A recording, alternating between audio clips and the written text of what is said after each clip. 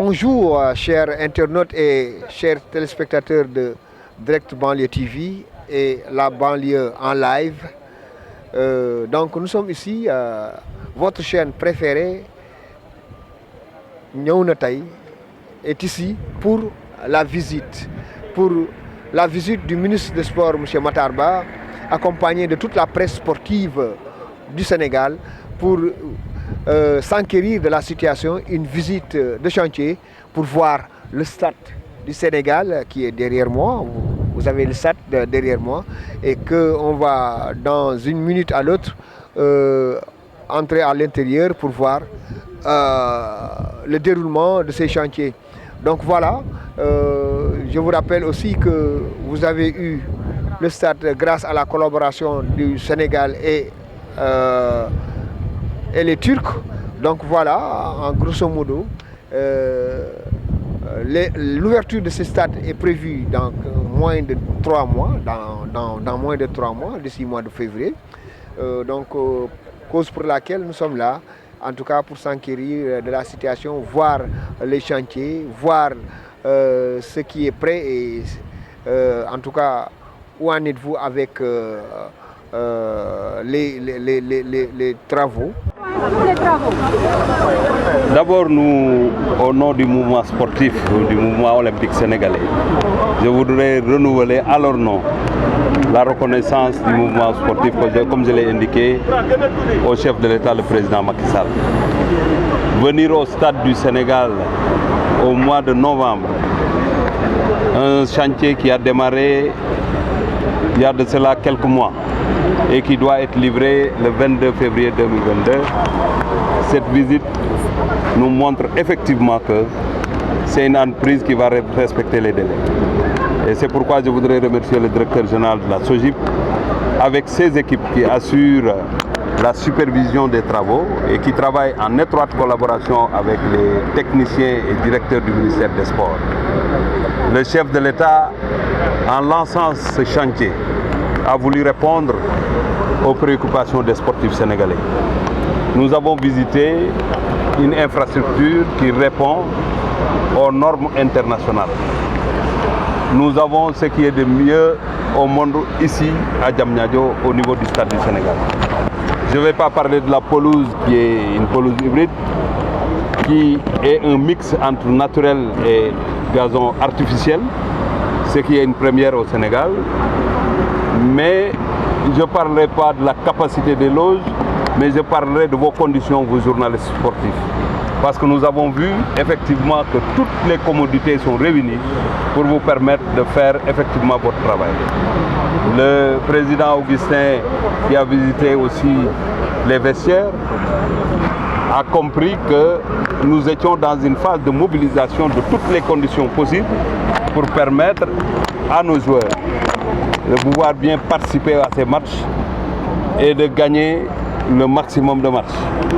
Avoir des vestiaires comme ça, avoir une infrastructure ici qui est le stade de Diamniadio participe aussi à cette mobilisation de conditions de performance de nos équipes nationales.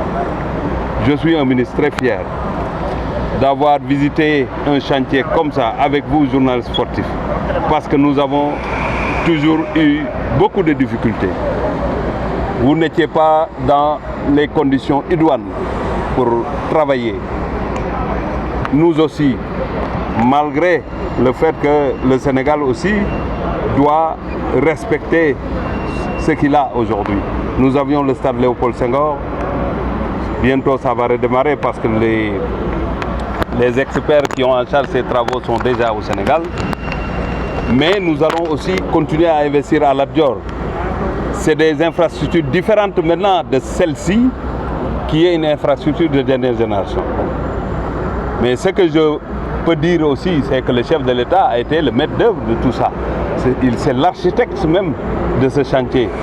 Parce que c'est lui qui a bien voulu enlever la piste d'athlétisme, avoir des terrains annexes ailleurs, pour avoir un prototype de stade qu'on ne trouvera pas en Afrique et qu'on ne trouvera pas même dans certains continents. Ça, c'est un président qui a de l'ambition pour son pays, qui a de l'ambition pour son sport. C'est un président qui a fini de nous convaincre il a compris que le sport c'est un investissement. Le sport aussi est un levier extrêmement important pour le développement économique et social de ce pays qui est le Sénégal. Le président Augustin Senghor, que je regarde dans les yeux parce qu'on est ensemble, pour avoir effectivement une idée de tout ce que les sportifs ressentent, je le regarde, je sais que son visage est en train de briller, il est en train de sourire, parce que c'est ça le rêve de tout Sénégalais. Je le vois aussi sur le visage de l'ensemble des journalistes. Je taquinais un peu le président de l'ANPS pour dire effectivement que après le 22 février 2022, on ne parlera plus de difficultés, de conditions par rapport en tout cas au football, par rapport aux journalistes, par rapport en tout cas aux acteurs du sport sénégalais. Mais au-delà de ça, vous avez vu que ce stade-là n'est pas un stade que pour jouer au football. Il y a d'autres commodités, c'est un lieu de vie et je sais que beaucoup de familles viendront ici passer la journée parce qu'il y aura ce qu'il faut. Et l'exemple que je vais citer, c'est le musée Pape Bouba Diop qu'on aura en bas, où on peut même regarder des films. Cela veut dire qu'aujourd'hui, les infrastructures sportives ne sont plus destinées que pour jouer ou bien pour compétir. C'est des lieux de vie. Et qui parle de lieux de vie parle de gestion différente de ces infrastructures sportives. On ne sera plus dans le format ancien, mais les privés vont intégrer cette gestion qui est extrêmement importante pour la maintenance, mais aussi pour rentabiliser cet investissement. 150 milliards et plus, ce n'est pas rien.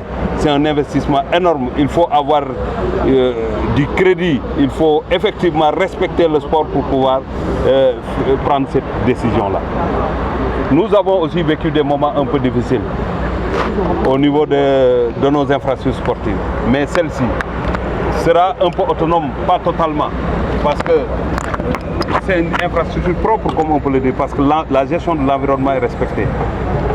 Quand il y a une centrale pour gérer les eaux usées et ne pas faire du gaspillage, retourner vers le gazon, avoir aussi de l'électricité, du solaire au niveau du stade, ça aussi, ça prend en compte la gestion de l'environnement. Donc, que ce soit vous, que ce soit nous, nous avons fait le tour du monde avec l'équipe nationale. On a regardé beaucoup de matchs ailleurs, mais nous sommes fiers d'être Sénégalais quand on est là, parce que nous avons vu effectivement que le chef de l'État allait trouver ce qui est mieux au monde pour l'offrir à la jeunesse sénégalaise, l'offrir aux populations sénégalaises.